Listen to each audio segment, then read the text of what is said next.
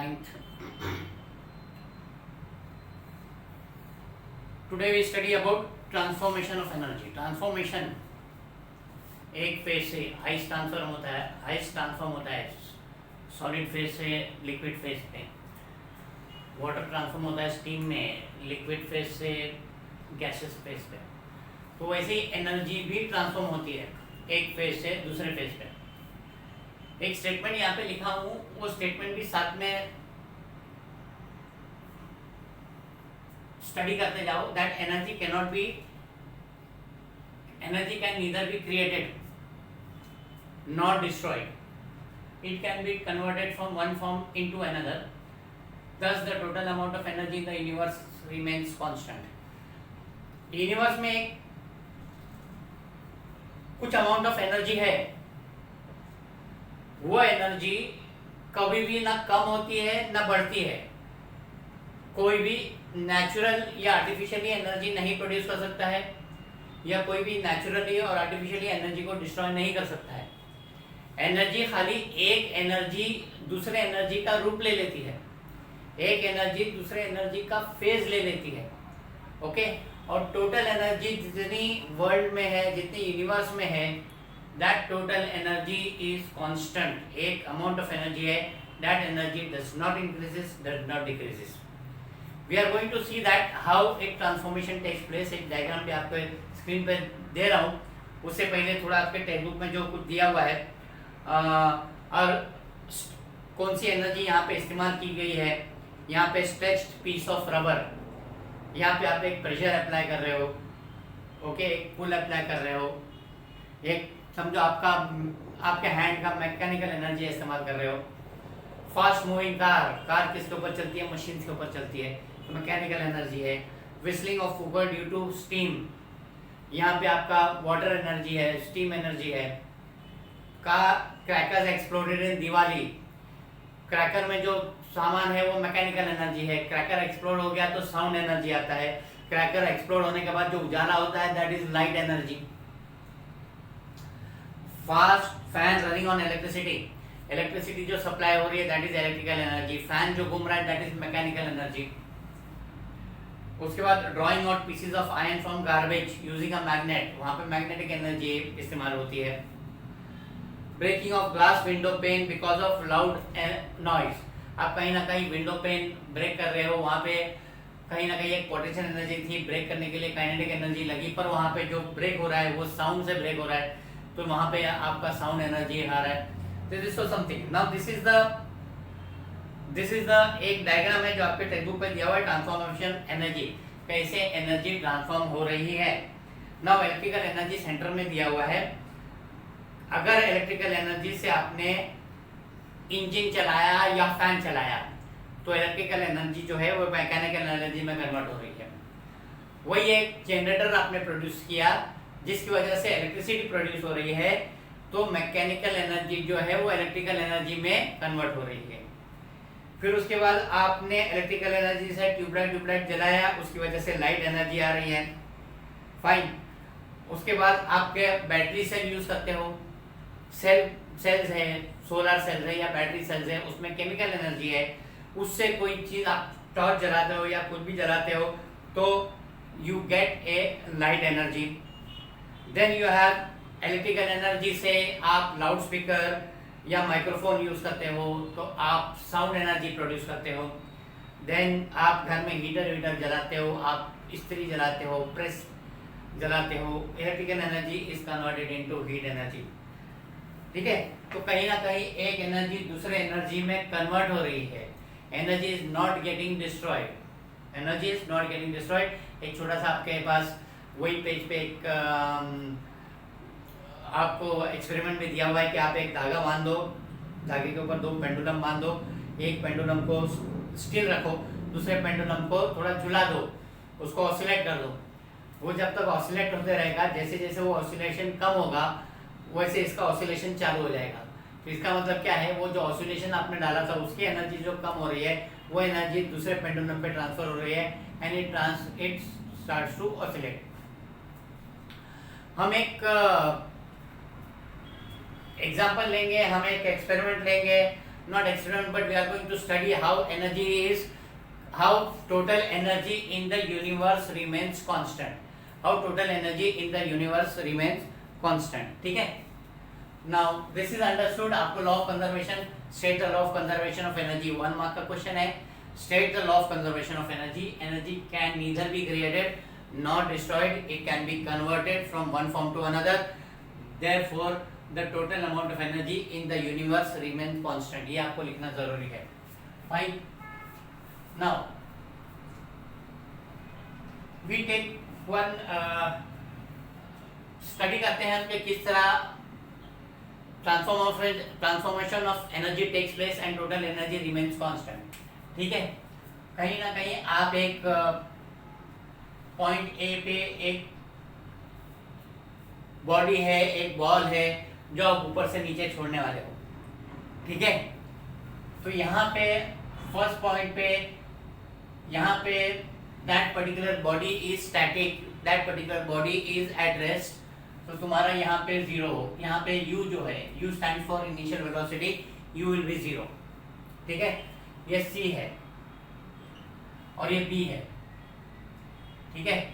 हम देखेंगे कि वो बॉडी जब ऊपर से नीचे आ रही है तो एट a उसकी टोटल एनर्जी क्या होगी, एट b उसकी टोटल एनर्जी क्या होगी, एंड एट पॉइंट c उसकी टोटल एनर्जी क्या होगी. फाइन. तो यहाँ पे सपोज मैं थोड़ा आपको बता दूं, यहाँ पे AC जो है हम लेंगे h. AC is the height. AC जो है वो हाइट है. ठीक है. AB हम लेंगे x. AB हम लेंगे x. तो AB अगर x होगा तो BC क्या होगा, therefore BC will be h minus x. Therefore BC will be h minus x. ठीक है. तो आपका यहाँ पे ये आपका x है, ये आपका h minus x है और टोटल आपका h है. Total displacement height.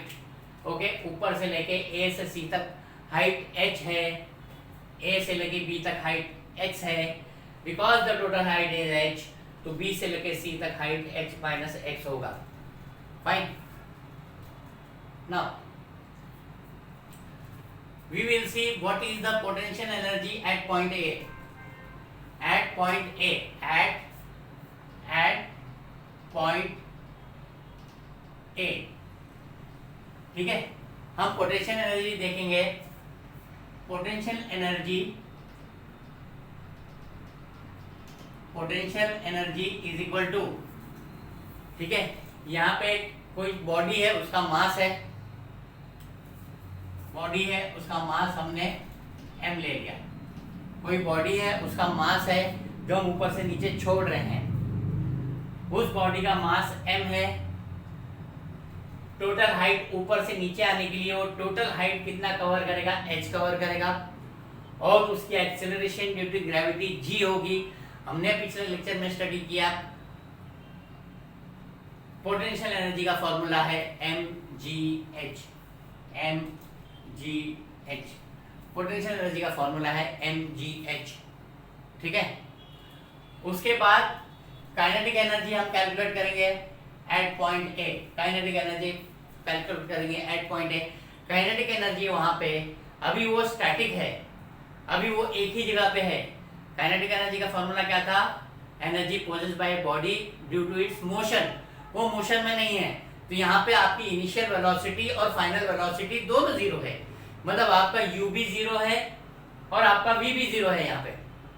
ओके. आपका फॉर्मूला है यहाँ पे half m v square at point A. At point A आपका फॉर्मूला है हाफ एम वी स्क्वायर. यहाँ पे आपका u भी जीरो है और v भी जीरो है. आपका फाइनल वेलोसिटी भी जीरो है क्योंकि वो स्टैटिक है, अभी छोड़ना नहीं गया है. ठीक है. तो यहाँ पे हो जाएगा half into m into zero because v is equal to zero. आपकी फाइनल वेलोसिटी भी जीरो है. तो यहाँ पे क्या हो गया, काइनेटिक एनर्जी जीरो हो गया. Therefore at point A total energy potential energy plus kinetic energy is equal to mgh plus 0, that is mgh, okay. At point A, potential energy plus kinetic energy is equal to mgh plus 0 is equal to mgh, ठीक है. That was at point A. That was at point A.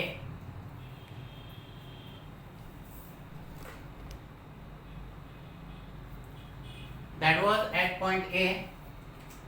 Now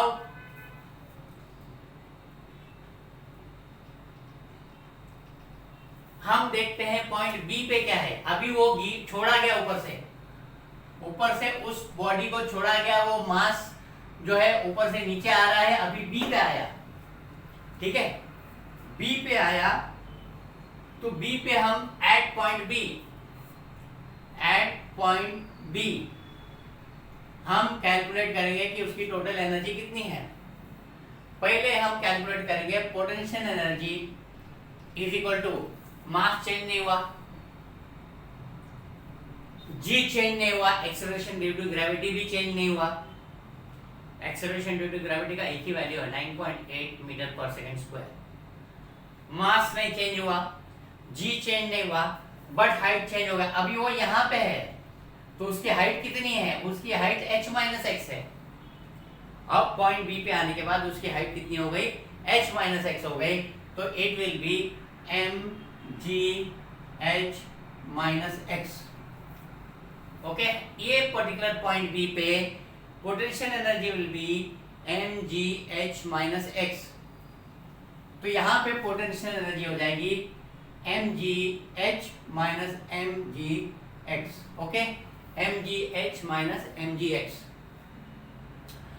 उसके बाद हम kinetic energy calculate करेंगे, okay.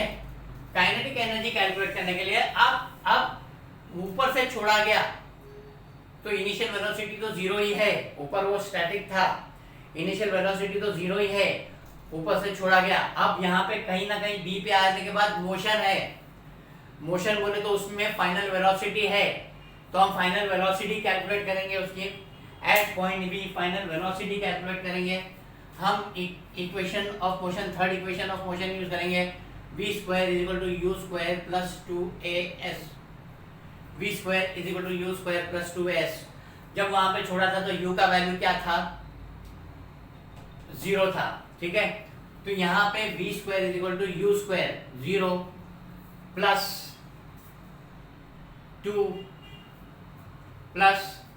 2 acceleration due to gravity g था, okay. और ऊपर से छोड़ा गया था, फाइन.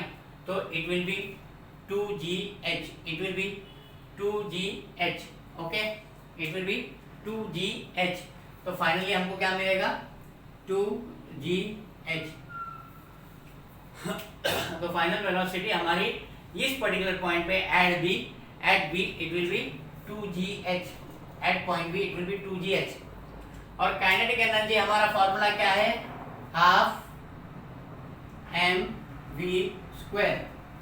काइनेटिक एनर्जी का फॉर्मूला क्या है हमारा, हाफ mv स्क्वायर. तो ये हो गया half into 2 half m into 2gh, half into m into 2gh. यहाँ पे क्या होगा, ये 2 कैंसिल हो गया, ये 2 कैंसिल हो गया. यहाँ पे एक चीज रह गया, यहाँ पे एक चीज रह गया, मैं आपको बता दूं. v square equal to u square plus 2s. जितना उसने कवर किया, डिस्टेंस कितना कवर किया उसने, x डिस्टेंस कवर किया. ab का डिस्टेंस कितना है, x का डिस्टेंस है, तो उसने x का डिस्टेंस कवर किया यहाँ पे, ओके. उसने हाइट कितनी कवर किया, उसने x की हाइट कवर किया. तो यहाँ पे आपका 2gx आएगा. मैं वापस इसको एक्सप्लेन कर दूं, ओके. वापस इसको एक्सप्लेन कर दूं. यहाँ पे आपका A से लेके B पर आया, जब उसकी फाइनल वेलोसिटी क्या है हमको देखने का है. जब वो शुरू किया था तो इनिशियल वेलोसिटी उसकी 0 थी, ओके. इसके लिए हमने थर्ड इक्वेशन ऑफ मोशन लिया, v square equal to u square plus 2as, where a stands for acceleration and s stands for height covered.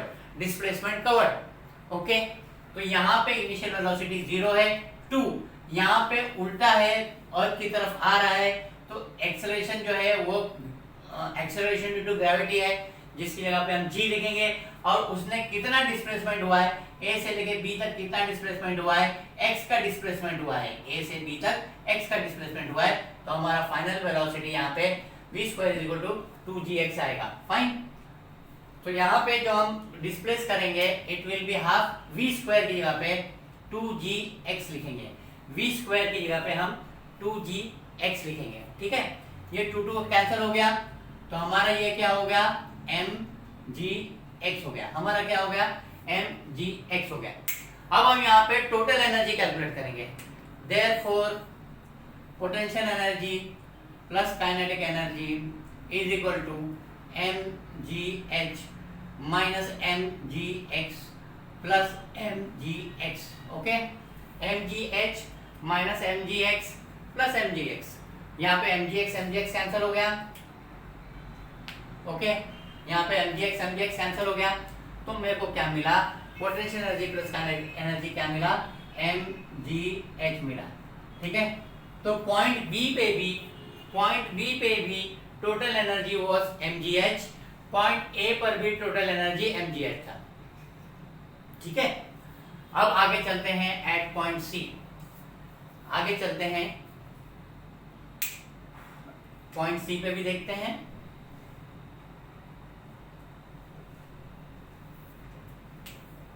Eight point सी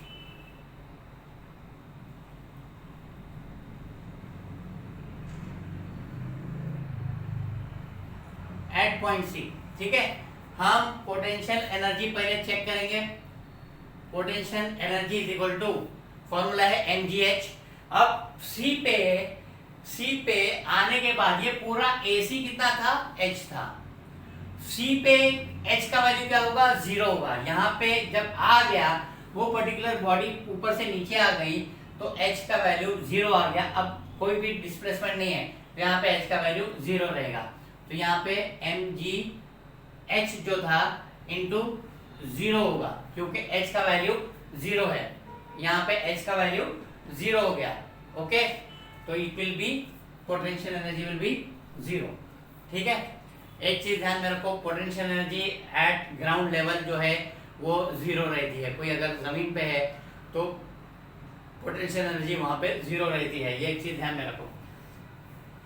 अब हम at point C kinetic energy भी देखेंगे। Kinetic energy का formula है half mv²। ठीक है, ना यहाँ पे हम काइनेटिक एनर्जी का v का वैल्यू फाइंड आउट करने की कोशिश करेंगे। v² is equal to u² plus 2as, ये आपका फॉर्मूला है।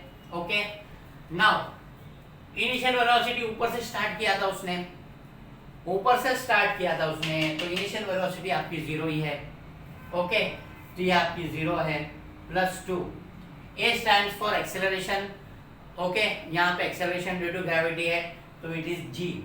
ओके, और उसका पूरा डिस्प्लेसमेंट a से लेके c तक, उसका पूरा डिस्प्लेसमेंट कितना हुआ, पूरा डिस्टेंस कितना था ac का डिस्टेंस h था। ओके, ac का डिस्टेंस h था, तो आपको v² कितना मिल रहा है, 2gh मिल रहा है। v² कितना मिल रहा है, 2gh मिल रहा है। फाइन, तो यहाँ पे आपकी फाइनल वेलोसिटी कितनी है, 2gh है। ठीक है, तो आप यहाँ पे लिखेंगे this is equal to half m into 2gh। आप 2 कैंसिल कर देंगे, you will get this as mgh। ठीक है, therefore total velocity at point C, potential energy plus kinetic energy is equal to, यहाँ पे पोटेंशियल एनर्जी कितनी है, 0 है, और काइनेटिक एनर्जी कितनी है, mgh है।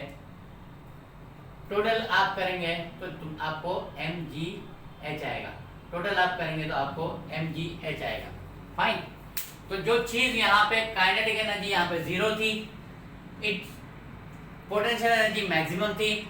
जब यहाँ से चलते नीचे आया तो पोटेंशियल एनर्जी कम होते गई, काइनेटिक एनर्जी बढ़ते गई, नीचे आने तक उसकी काइनेटिक एनर्जी मैक्सिमम हो गई और पोटेंशियल एनर्जी 0 हो गई।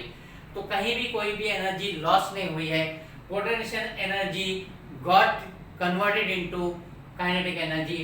Okay, at every point potential energy started decreasing, kinetic energy started increasing. At the last point potential energy became zero and kinetic energy was at its maximum.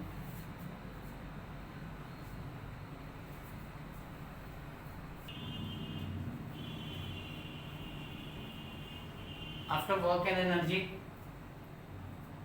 there is a small topic on power also. Okay, what exactly is power?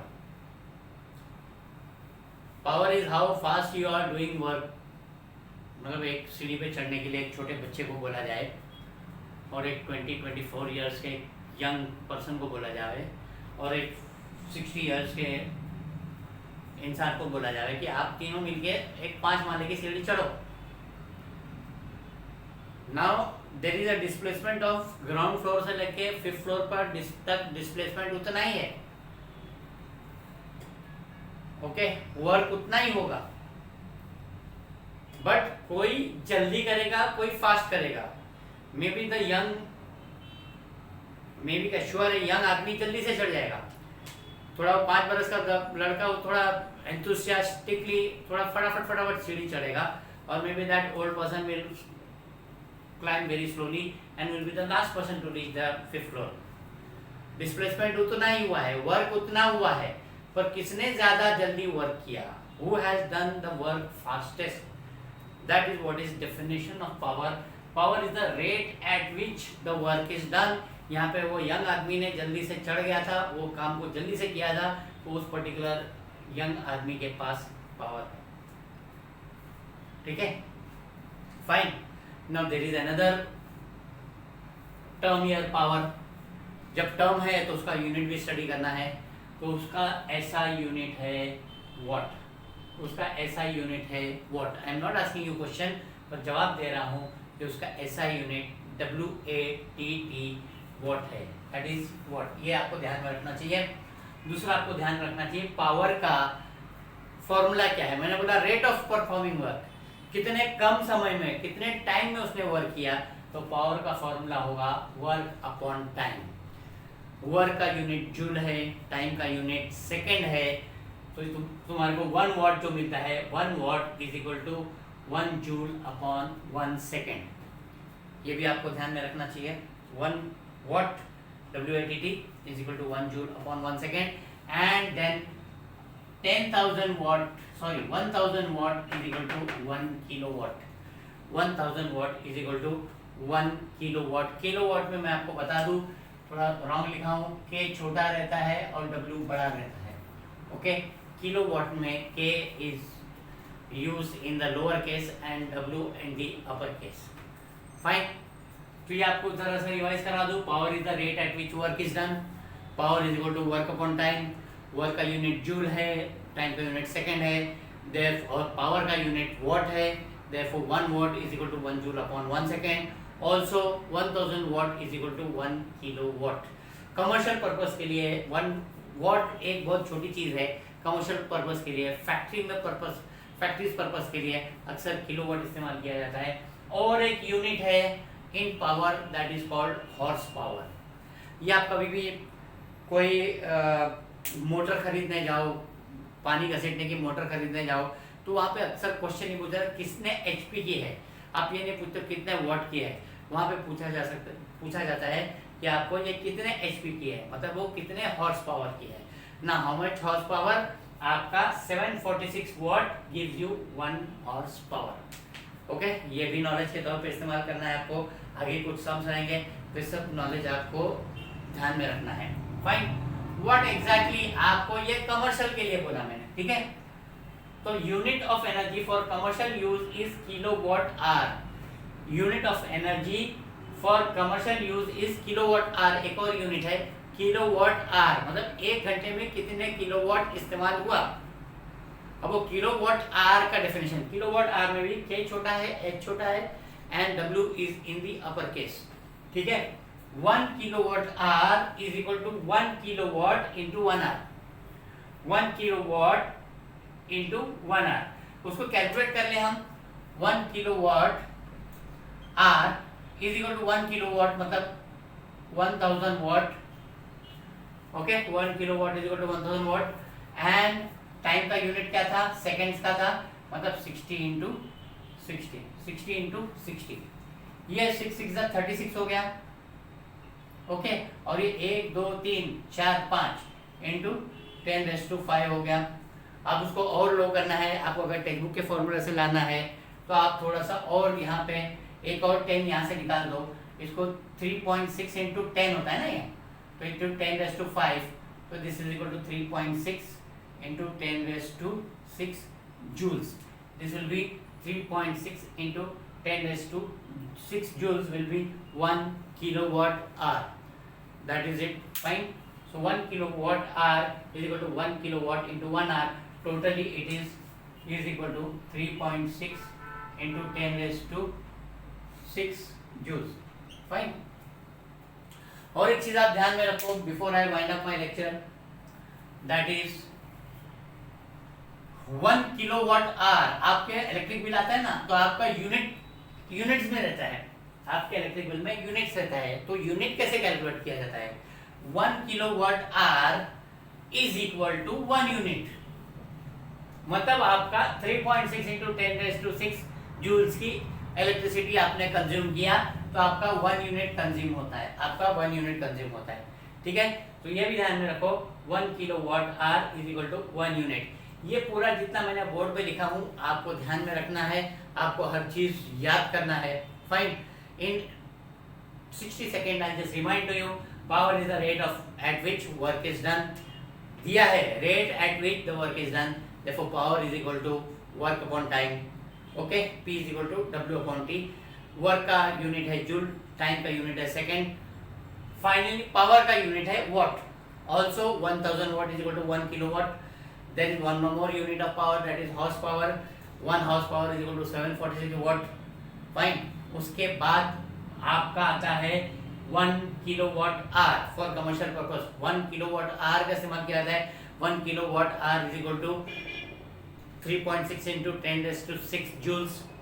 फिर उसके बाद अब वो भी आप ध्यान रखो कि 1 kilowatt hour is equal to 1 unit, एक यूनिट, आगे आपको समझ आएगा इलेक्ट्रिसिटी बिल कैलकुलेट करने का, तो आपको याद रखना चाहिए कि 1 kilowatt hour is equal to 1 unit, ठीक है। Thank you very much, that is all for today.